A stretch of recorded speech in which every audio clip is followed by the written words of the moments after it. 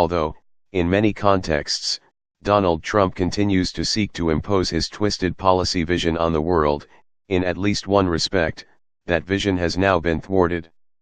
Ken Isaacs, his pick to lead the United Nations International Organization for Migration, was the first of 3 candidates to have their bid to be leader of the IOM cut short recently.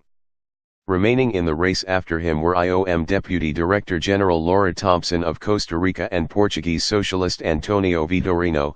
The latter has now been elected to be the IOM's leader, marking only the second time in the organization's history that a non-American has been elected to lead the global body. The new IOM leader is, the Associated Press reports, a former EU Commissioner for Home and Justice Affairs who's been president of the Notre Europe think tank for the last 7 years. There is, of course, a good reason for Isaacs being denied the leadership of the IOM by the voting member states recently who had gathered in Switzerland. Any pick of Donald Trump to carry out anything migration-related is going to attract a significant bit of scrutiny thanks to facets of his and his associates' approach to migration policy. Among the more infamous of these is the Trump proposition to put up a wall in between the United States and Mexico.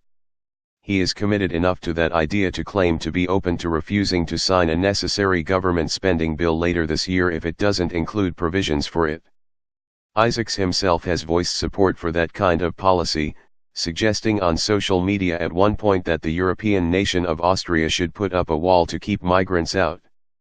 In conjunction to that sentiment, he has also more specifically and directly targeted Muslims, claiming the religion adhered to by many of the migrants targeted by Isaacs and Trump to be not peaceful despite the fact that it's not as though the rash of U.S. mass shootings are being carried out by Muslims.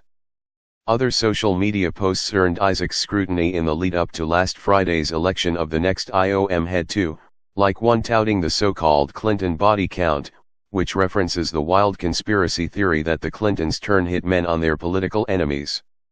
That conspiracy has been floated by individuals as high-profile as Fox News' Sean Hannity, but it unsurprisingly remains just that, a conspiracy theory.